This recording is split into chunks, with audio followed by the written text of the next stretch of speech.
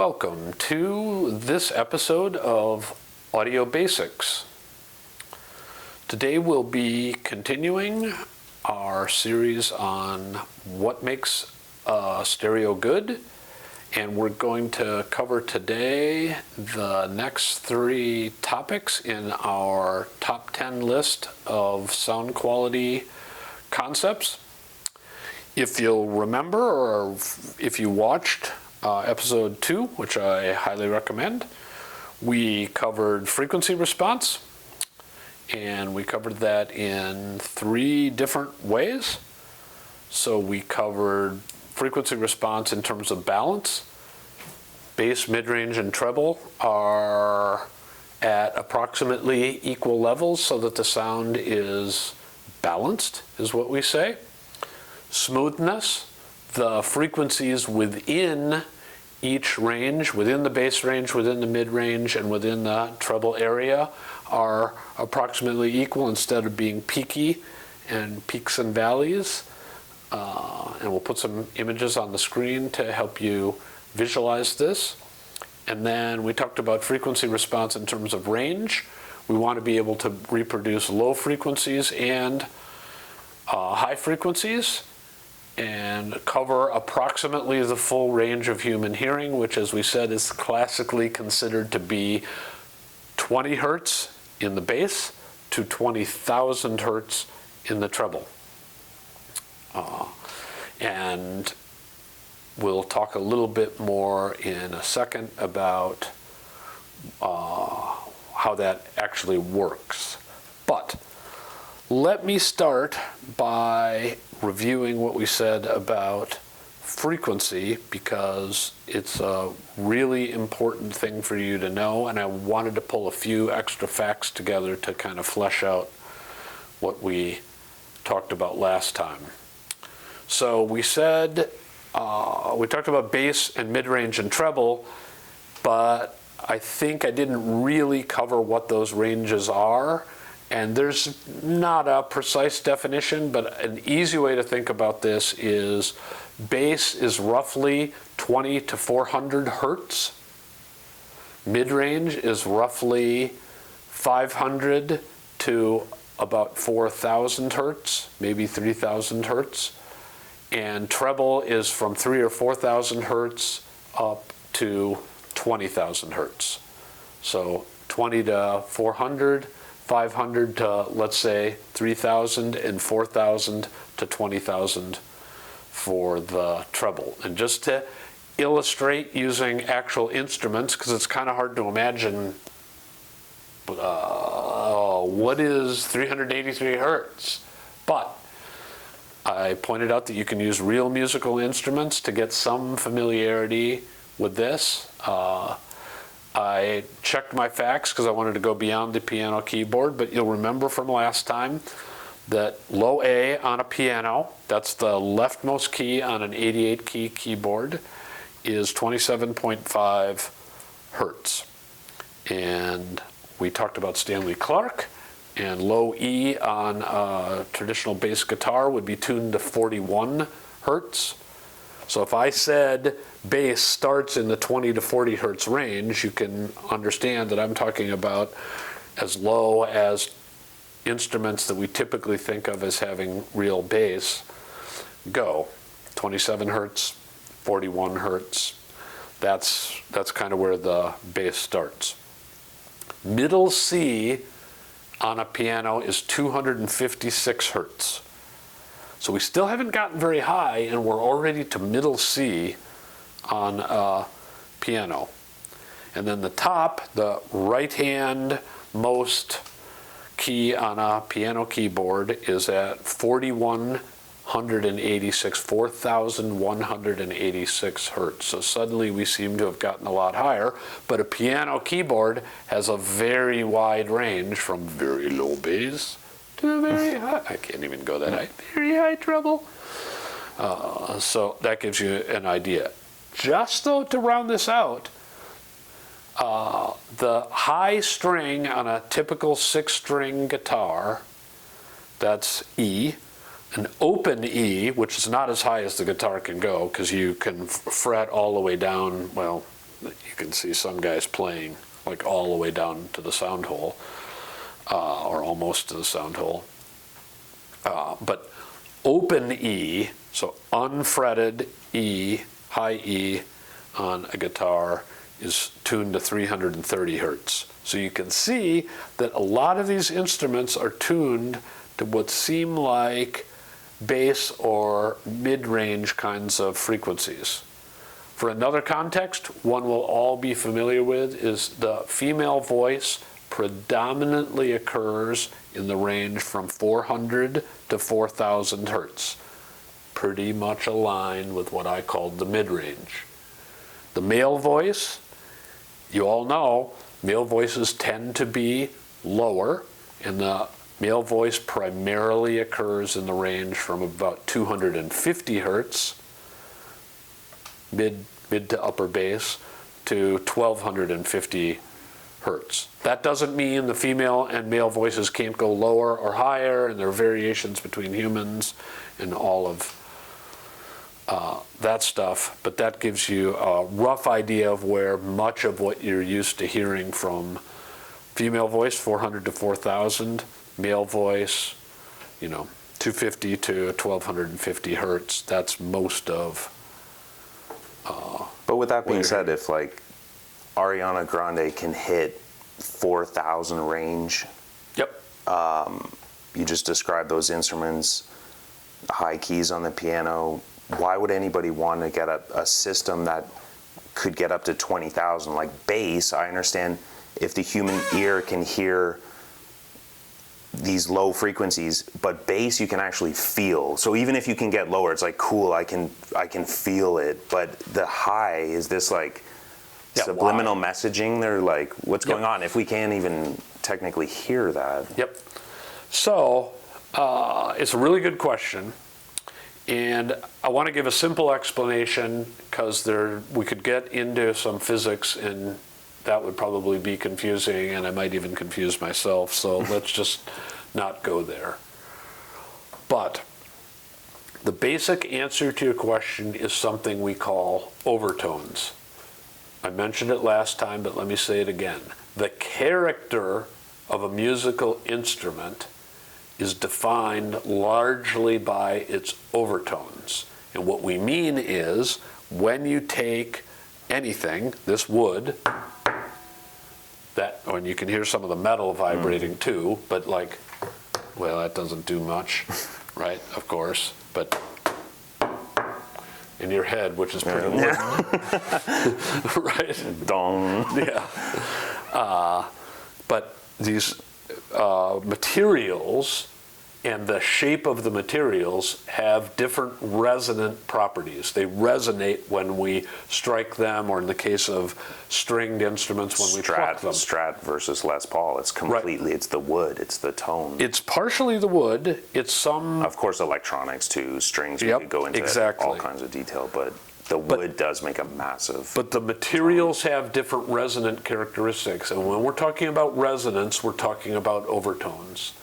So if we took two instruments that were both tuned, the string on a piano that was tuned to 440 hertz, let's say, and a string on a guitar tuned to 440, if there were such a tuning, I don't think there is, but let's say there was, right?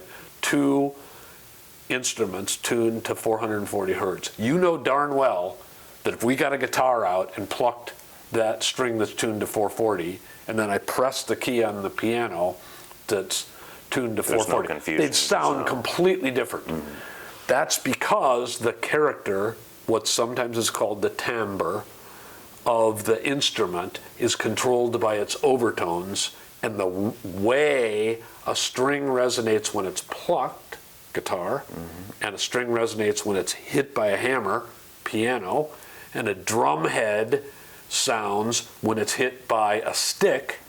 Those have different resonant characteristics that are characterized by their overtone signature.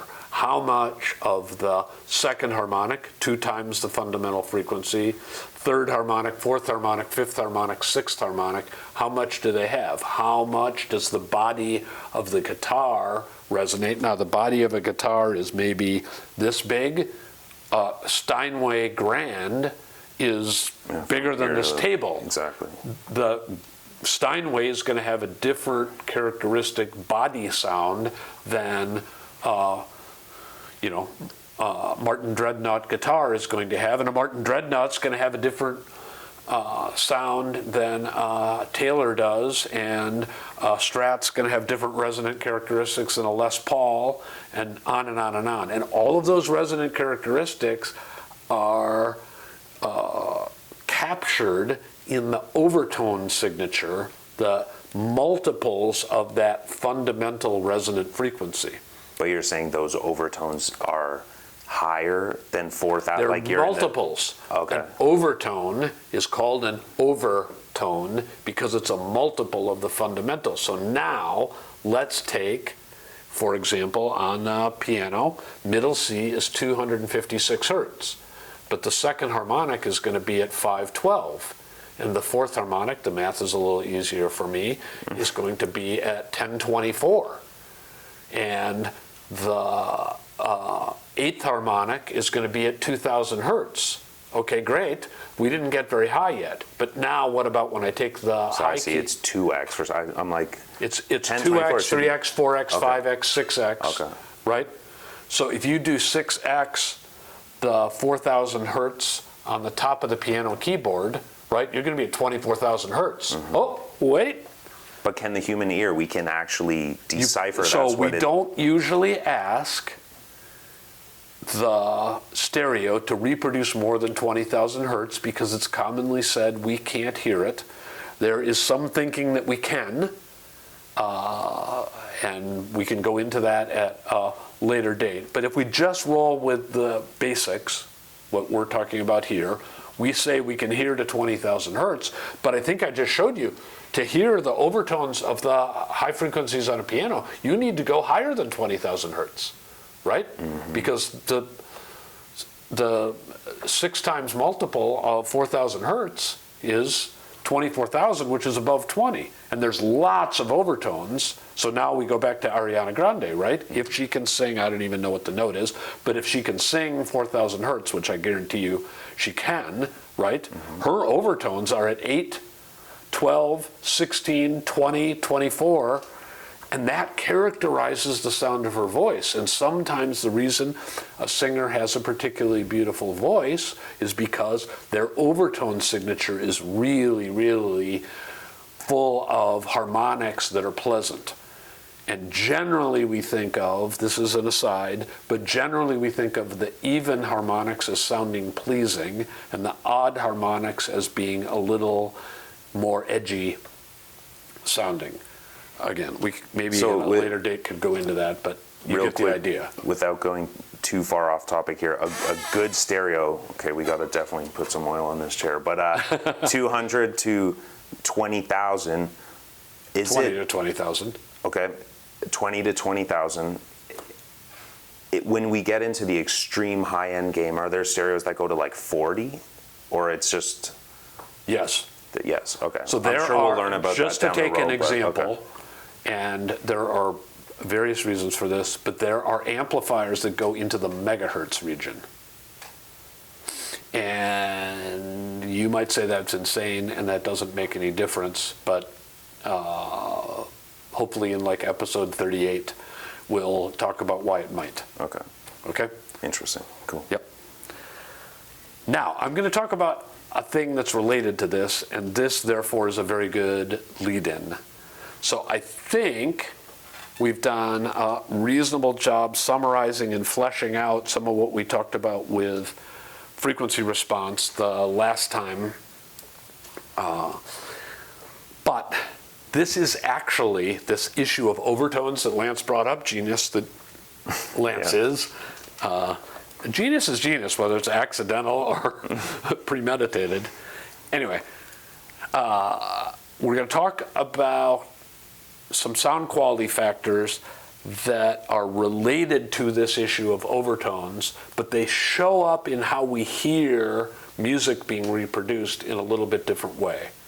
So the topic we're going to go over today is something that's called sound staging. I mentioned this in episode 1. I want to go into it in a little more depth today. So if you remember what we said in episode 2 at the beginning, the way we're basically judging a stereo system is whether it accurately reproduces the original sound of musicians in a real space. We called that, you remember, the absolute sound, and we said we wanted to have high fidelity to the absolute sound. If what we like is music, and we believe the artist had great vision for what he was doing, and God knows Hendrix did, and the Clash did, and Stanley did, and I'll even say Haydn did. I have my doubts about Mozart, but hey, no hate. Mozart too. Okay. They all had a vision, and they're trying to communicate something with that vision, and we want to reproduce it accurately, and they sweated the details, and we want the details reproduced the way they wanted us to hear them, because we want to know what they were trying to communicate. Right? Makes sense. So we care about the absolute sound, and we care about fidelity to the absolute sound. Okay, so now let's imagine that we're recording a performance that's done live. Doesn't have to be done live, but it's easy to imagine this, right? There are musicians up on stage. And one of the things we care about in terms of sound quality is something we call sound staging. Sound staging. So we say, from a sound reproduction standpoint, there is a sound stage that's being reproduced. And as I pointed out originally, you can imagine a classical rock and roll arrangement where the bass player's on the left and the lead guitarist is on the right, and the drums are in the back, and the lead vocalist is in the center. And I don't know, there are various arrangements of this, but if there are keyboards, maybe the keyboards are, between stage left and center, between the bass guitar and the drummer. Let's just say that's the arrangement. Sound staging is us asking the question, how well does the stereo reproduce the sense of the space that the performers are in? So an obvious thing would be, like, does the bass guitar sound like it's on the left, and does the lead guitar sound like it's on the right? But if you go to a live concert, you'll notice that the precision of the location of the performance isn't as, 36.2 degrees right, like that. They're on the right side, and there's a sense of space around them. So an easy way to think about judging soundstage quality is to ask ourselves, first of all, is the width of the soundstage realistic? Does it sound like, oh, there are these performers and the bass is on the left and the guitar is on the right and the drums are in the middle, but the performers seem to be on this tiny desktop? Well, that's not how it really sounds when you go to a live performance. So we want to know, is the soundstage width appropriate to the kind of performance? We would like it to be appropriately wide. So if it's jazz performers recorded in a club, it shouldn't sound like it's in Soldier Field in Chicago, where some performances take place. But it's a really different kind of acoustic environment, and it's a really different feeling of the size of the sound.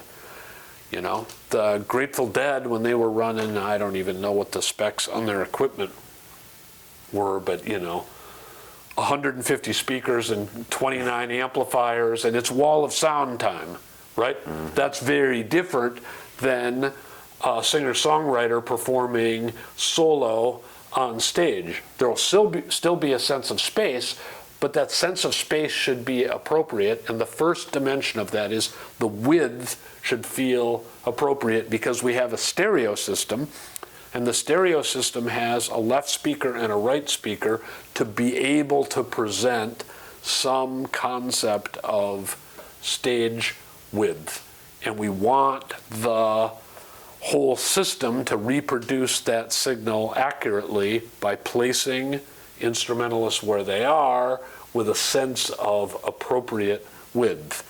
There are a million reasons that's not that easy to do, but that's what we want. So soundstage width is characteristic number one that we're looking for.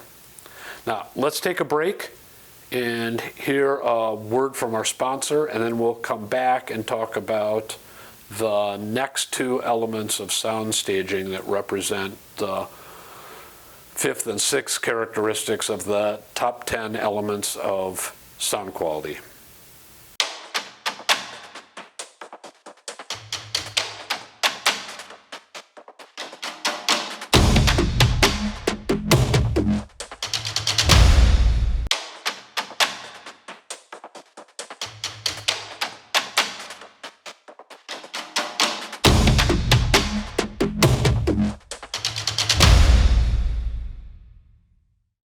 All right, welcome back.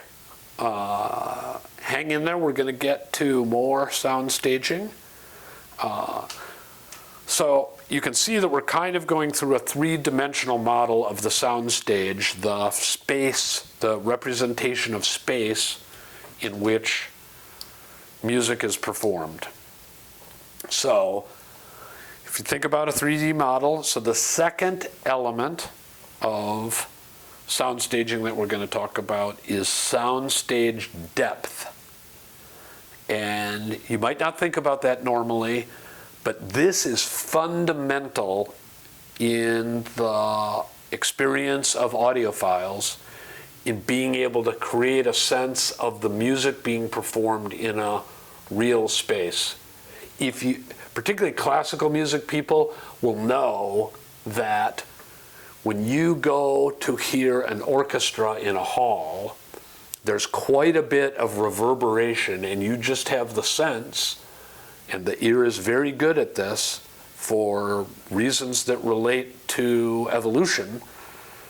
The ear is very good at being able to pick up on the space in which the sound is created. And that's done through picking up on reverberation, because you know if Lance says something and the reverberation time is very long, the ear knows, you don't even have to think about this, the ear knows that he's in a large space because you don't get long reverberation times. Think of a gymnasium versus being in your bathroom.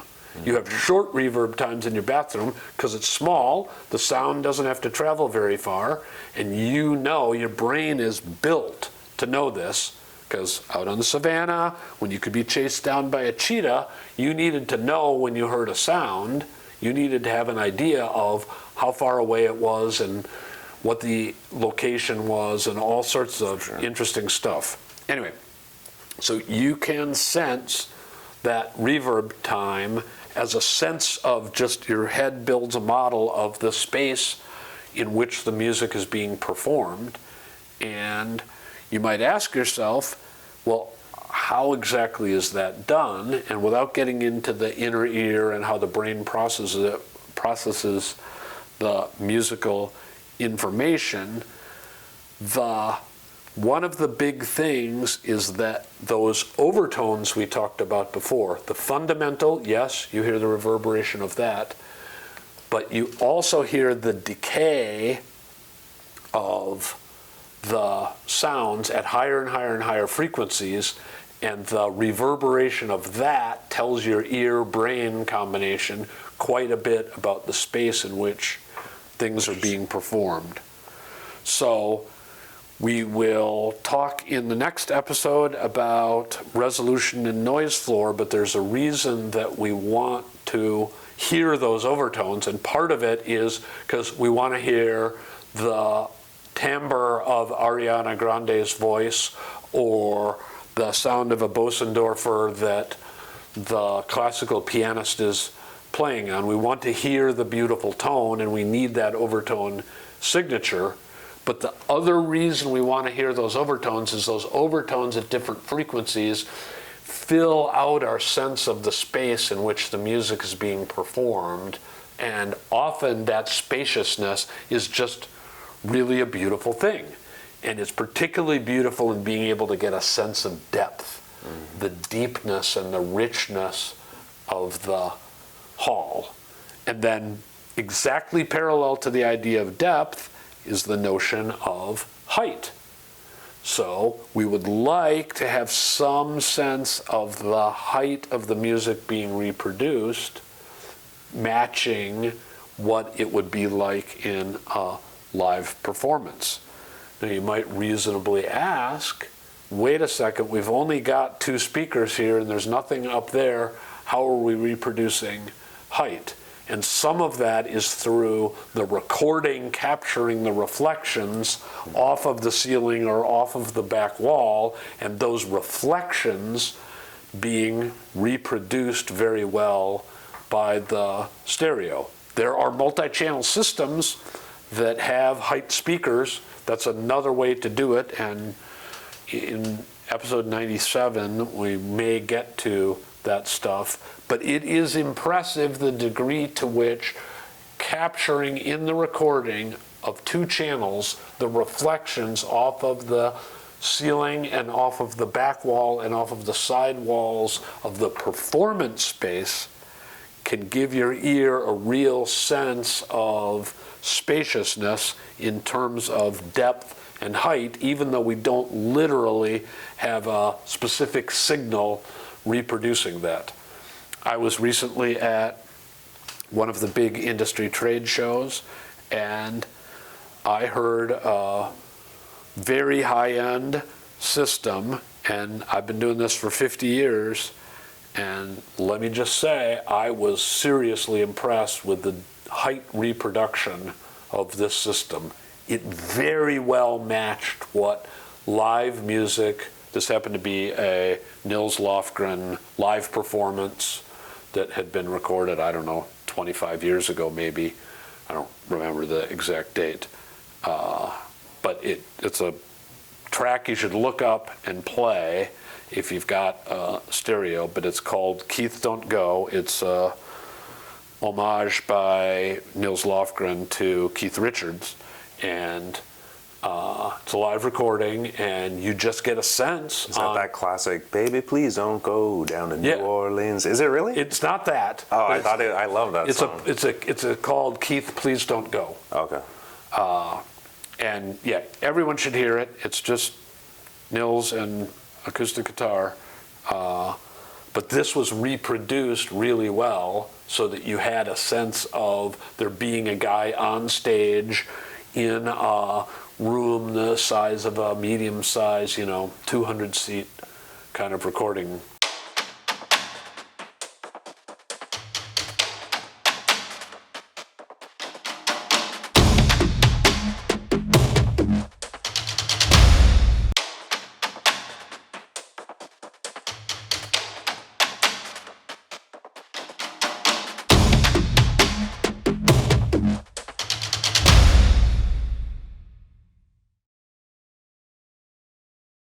Welcome back to episode 3 of Audio Basics. We've just gone over the 4th, 5th, and 6th important variables in judging sound quality, or what makes a stereo good: sound staging width, sound staging depth, and sound staging height.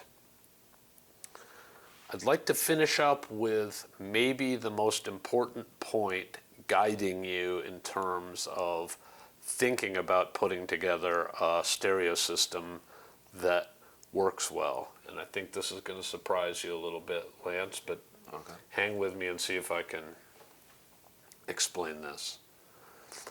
So there is a tendency, I can understand it, I think it's just intuitive, to assume that some of the sound that gives this feeling of spaciousness, depth, and height especially, comes from the sound of the stereo, the speakers, reflecting off the walls in the room where you're actually listening to your stereo. And that is basically not how it works. So let me say that again.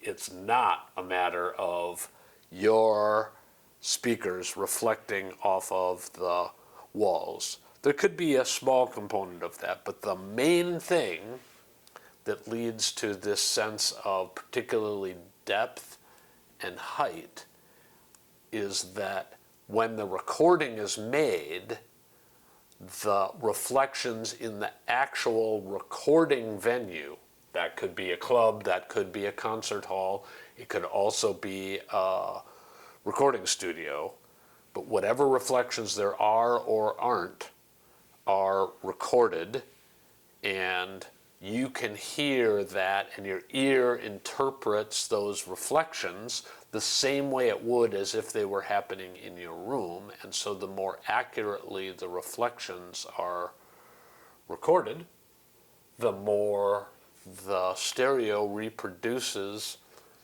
that sense of spaciousness which your ear-brain combination understands. So just to repeat that, the sense of spaciousness is largely not because of the sound from the speakers reflecting off of your walls.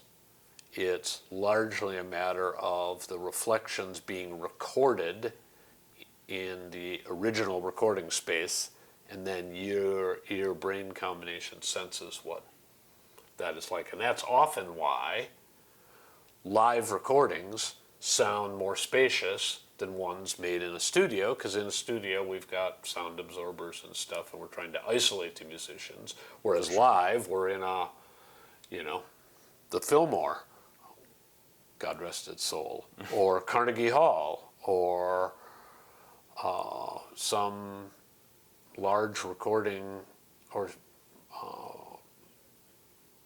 I forget the exact name of the venue where they played, but an epic recording for me growing up was AC/DC Live. And a perfect example, if you look at the intro of Thunderstruck, very classic riff, but if you listen to the studio version, it just sounds like perfect, almost like you're in a closet, like you're right there sitting beside Angus in the studio. Yeah. And then AC/DC Live, it's just this huge stadium.